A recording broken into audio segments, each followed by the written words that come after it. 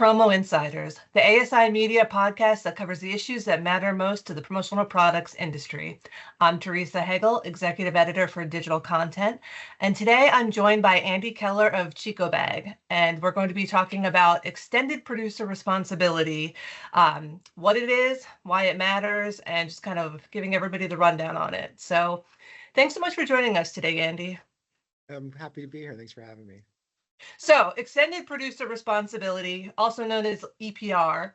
Can you explain a little bit about what this actually means and why it should be important to us? Sure. Essentially, EPR in a lot of ways is policy change, giving the responsibility mainly for the end of life of a product to the producer instead of to the consumer or municipalities or whoever else has to deal with it at the end of its life.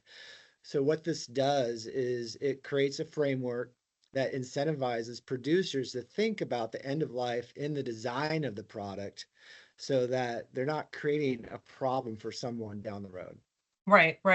And from what I understand, you can have EPR legislation that's for all different kind of types of products, or it can be for the packaging. And in some ways, some of it's kind of seems like it's still kind of in its infancy right now, but we do have some states that are, passing specifically packaging EPR laws, and I think California is the first state to be working on EPR for textile and apparel related, responsibility. So let's talk a little bit more about some of these packaging and the textile one. What do promo companies need to know about these different laws? Well, these laws are becoming more common. California has passed two just landmark groundbreaking laws in regard to extended producer responsibility that everyone needs to be paying attention to. Because typically what happens in California gets replicated across different states. That happen with smoking, in restaurants, for example. And so, there's two main ones that people in the promotional industry should be paying attention to. One is called SB 54. It's mainly regarding plastic packaging.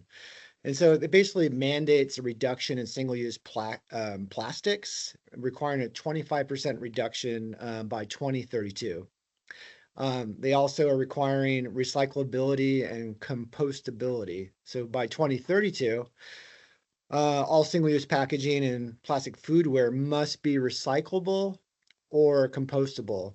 And that's not just like it's recyclable, it has to be proven to be recyclable, which is a big bar. Right now, a lot of the plastics have that little symbol on the bottom that really is just a resin identification code, but gives the impression that it's recyclable. People put that plastic into the recycle bin and thinking it's recyclable because it has that little symbol on it. But the reality is 95% of plastics, they're just not economically feasible to recycle, and they end up not getting recycled. So what this bill does is it basically incentivizes or forces producers to look at what they are creating, thinking of the end of life and doing something about it. So some of the easy solutions are, when you don't need single-use packaging, don't use it. Right. There's a lot of instances where things are packaged in single-use plastic and it's just absolutely not necessary. When packaging is necessary, there are alternatives like tissue paper and things that you can use, that are completely compliant with this law. And if you have to use plastic, you have to demonstrate that it is compostable, with research. So all this is coming down the pipe. They have recycling goals as well. So this bill has a 30% recycling rate by 2028, 50% by 2030, and 65% by 2032. So these are all very aggressive goals that the promotional products industry certainly needs to pay attention to. And it's just because it's happening in California. I mean, this is for anybody that would do any business in California too. Mm-hmm. I know, like you said, that this will go, typically what happens in California does trickle down to the rest of the US. But even if another state doesn't have this legislation, if you are planning to, work with anyone in California, this is going to affect you. Yeah, it covers, what they call a producer. And a producer, the definition is basically anyone that's selling products. So if you're sending an invoice with Mhm. your name on it, you're the producer. So if you're a distributor or supplier, whoever you are, you're the producer. And they give a vehicle. So if you're a small producer, you can join what they're calling a PRO, which is a producer responsibility organization. Right. And there's going to be these PROs that you can join. And essentially, the PRO is basically like a management company that's helping you be responsible for your end of life. So they'll manage a take back program, or, there's also a financial requirement. Mhm. There's a fund to incentivize or to create the infrastructure for recycling that is funded by the producers. So as a producer selling into California, you need to contribute to this fund, Yeah. and the PROs is the vehicle for doing that. And from what I understand, there's, I think, one PRO kind of active right now. I think this, like CAA, I think is what I had heard. The, I think a Circular something Alliance. But I imagine as this kind of rolls out, there'll be more that pop up. But that's definitely something to keep in mind. Now you said that there was another big law that we should be looking at too. Yeah, that's called SB 707. That's the Responsible Textile Recovery Act of 2024. Okay. So that also that's for anyone that's selling textile products into California. So the thing with textiles is a lot of times people design and manufacture textile products without thinking of the end of life. And the end of life for textiles, the textile industry is one of the biggest polluters on the planet. So dealing with the end of life of textiles is really important, and will certainly contribute to a better world for all of us. So what producers need to know there is you can join a PRO as well for to comply with that bill. Hmm. And so it's Yeah. focused on the recyclability at the end of life, having a take back program, repairing, is also covered in that. So the ability to repair items easily. Yeah, so it seems like there's a lot kind of going on. And I think we sort of answered one of the other questions I had, but under these laws, a producer is kind of anyone that's selling it. So I think I feel like maybe for some people in the promo industry, they may think, oh, well, I'm not really a producer because I'm just a distributor selling something someone else is making. But it sounds like the way this is written, it does actually affect distributors as well as, suppliers or manufacturers. That's correct. It's my understanding. Yet these bills are going through the rulemaking process. So the process, with legislation is it's passed, and then there's one of the, in this case, Cal Recycle, which is the state organization that actually creates the rules around the law. And so Hmm. there's a comment period, for each of these, and people give feedback, and then the final rules are made. And so that's still in the process. Yeah, yeah. So that's Um, something to watch out for if anyone listening to this is inclined to be involved and give comment.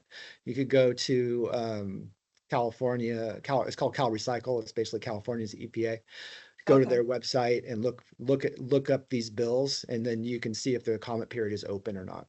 Yeah. Yeah, because I think some of them are kind of in different stages right now, and sometimes they kind of bounce back and changes are made. And I mean, I think regardless of what stage they're in, I mean, I think it's going to probably pass in some form, and I think some of it has already passed. So, they may make some changes, but this is going to happen. It's just a matter of like how long it takes to get implemented and how many different things it's going to affect. Um, one of the things that you mentioned was product take back programs to help Yes. keep things out of landfills. And I know you guys have something called the Pay It Forward program at ChicoBag. Can you talk a little bit about what that is and kind of what's involved in implementing something like that? Sure. So far we're talking about, policy from a state level, Mhm. but companies can do their own extended producer responsibility. At ChicoBag, we have our program where we take back any type of reusable bag across the country, and people can really across the world. Anyone can, but the catch is they have to send it to us. Right. There's not like drop off bins in local neighborhoods. So, but people all over the country are loading up boxes and paying postage to send us back reusable bags. The funny thing is most of the bags we get are not ours. Hmm. Yeah. And what's important to note, we've learned a lot through this, is we get bags back from different companies even, and they'll make bags for a conference, for example, and they make a common mistake which creates waste, is that they'll put the date on the item, and Yeah. then they can only use it, and if not enough people show up, they have 100 or thousands of bags left over, and they don't know what to do with them. So, well, they send them to us, and what we do with them is, if they're brand new and they're still serviceable, or even if they're worn and serviceable and Hmm. still have life in them, we donate them to food banks where they give out food to people that need that. They typically give out food in paper or plastic bags. So instead, they're giving it in a reusable bag to a population that doesn't necessarily have the extra income to be buying reusable bags. So it's a Right. win-win. We Yeah. Yeah. give them a second use. And the upside for our business is it allows people that don't know anything about ChicoBag to find us. They Google, how do Mhm. I recycle my reusable bag? They find us, and it's a great way for us to get our name out there in the front of people that potentially could be our customers. Yeah. So now if the bags don't have any kind of useful life left to them, what happens to them at that point? Well, we are stockpiling them. Luckily, we have a warehouse. Ironically, most of the bags still have plenty of life in them. Okay. Reus- Um, a lot of them, have holes or stain, and those ones we will put aside. And when I say a lot, I just mean not a lot. Yeah. But there is a lot that we're stockpiling. The Yeah. thing with recycling textiles, which makes it challenging, is that you need a lot of them to Okay. actually recycle them. So we separate them into the polypropylene or other types of materials. And when we get a critical mass of them, meaning probably a container load, then we could probably do something. I'm hopeful that California's new extended producer responsibility law around textiles will help create a vehicle to make these more easily recyclable, Yeah. which I think Yeah. is the goal of the law as Yeah. well. Yeah. So they're kind of in like a holding pattern now until there's enough to recycle, but at least they're not, you're diverting them from the landfill. And Yeah. then, once there's a mechanism to do something with it, they'll be taken care of. Um, Yeah. And in the past, we've worked with nonprofits who have taken these bags and woven them into like rugs and things like that, or yeah, coasters. that's So we cool. have done, little niche projects Yeah. with them. Yeah. But that's not However, really scalable necessarily. yeah, I mean, if you look at the whole United States and how many reusable bags, aren't being sent to our take back program, I mean, Right. the issue is fairly large. Textiles, especially poorly made textiles, and that's something I like to talk about, is you can have the most sustainable fabric, but if it's made into a poorly made or undervalued product that people don't like, it's going to end up as trash, and then you Yeah. have a end of life issue again. Right, right. Yeah, so there's a whole kind of spectrum of things you have to really, take into consideration. But as far as like kind of implementing one of these programs, because I know there are other people in the promo industry that have done maybe somewhat similar things around like t-shirts or various other products. What is the hardest part of kind of implementing something like this as far as a take I back get program? Well, I guess it's just having the leadership. Hmm. So if you're at the top and you are the leader, it's just about saying, I'm going to do that Yeah. and making Yeah. it happen. But if you're not, in the leadership position, it's about, really getting people inside the organization excited about this, seeing the potential. And a lot of times, unfortunately, you got to sell it as, well, this is going to help our core business, even though it's a feel good project, even though it's Yeah. good for the environment, even though it's a responsible thing to do. If it's a cost center instead of a profit center, it's hard to sell. Yeah. Yeah. Yeah. That makes sense. Um, So, yeah. and my point earlier is that, our program actually creates a lot of interest and a lot of people learning about our company through the program. So I would say, there's a lot of upside to it, but you got to think longer term than just, this quarter or this month. Yeah. Yeah. Well, and another thing, so yours is kind of focused on people sending stuff to you, but I Hmm. have also seen like those like boxes, like drop off kind of boxes, which I think can work in certain situations maybe like a sporting event or like at a trade show or at like a college campus. Like if you actually work with, another company that and set up these kind of take back boxes, and maybe they're there for a limited time, but there's ways to kind of make it work in different methods than what you guys do. Because I was just at a conference where all the lanyards, they had at the end of the conference they had like boxes set up so you could return them, and then they would like disinfect them and reuse them, or if they were too damaged then they were going to like recycle them as well. So I think there's lots of different avenues to do this. It's just kind of you got to think about the logistics and what makes most sense for the product and your company. Yeah. And the key thing is don't date things if you don't have to, because Yeah. that extends the useful life of it, and allows you to use it over and over or in different years. Right. And I mean, like the branding of it, the logoing, I think that still, is important and can be done. But like you said, just the very fact of putting that date on there does give it that very small shelf life. I imagine there's some instances where like there's something really cool about having the date on it if it's like some kind of limited, I don't know, collector kind of piece. But for the most part, that's not what we're talking about here. We're talking about, like regular bags for a trade show or like a regular old lanyard. People are not, clamoring to keep that forever. So having reusability built in is a good thing. Yes, and a lot of times, people will put the date on every single promotional item for a conference when they could do that for one item to make that the keepsake. Oh yeah, I was there.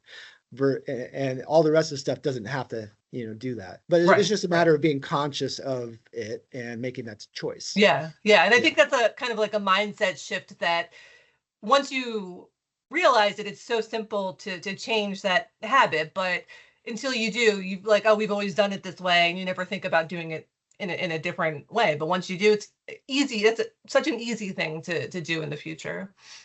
Um, so we talked a lot about some different things, but before I let you go, is there anything else that is important for the promo industry to know about EPR programs that we haven't mentioned yet?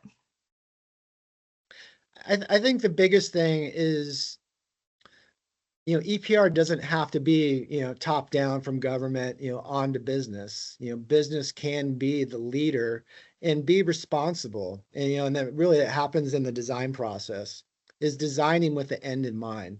Right. To have a circular economy where it's not linear. Right now it's, take, create, ends up in the landfill. To make it circular and more sustainable, we all have to take responsibility, for our role in really the crisis that's happening with a growing population on Earth. We're coming up against hard boundaries. And to be part of the solution, we really need to be responsible producers. Yeah, yeah. And I do like that, the idea that it doesn't, we don't have to sit here and wait for a law to come to change what we're doing. We can start changing things now. And I mean, even if it's not, even if you're not doing it for like altruistic or environmental reasons, like it's better to be ahead of the game on these kinds of things just from a purely business money making standpoint, because if we know they're coming and you're not ready for it, you're going to be wasting a lot of money and just kind of putting yourself in a bad situation. And there's plenty of studies showing that the younger generations that are now becoming the decision makers, care very deeply about responsible business.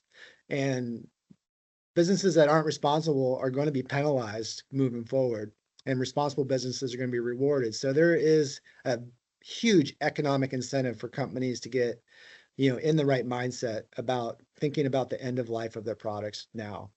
Yeah, definitely. All right, Andy. Well, it was so nice to talk with you today. Thank you so much. And for ASI Media, I'm Teresa Hagel, and this was Promo Insiders.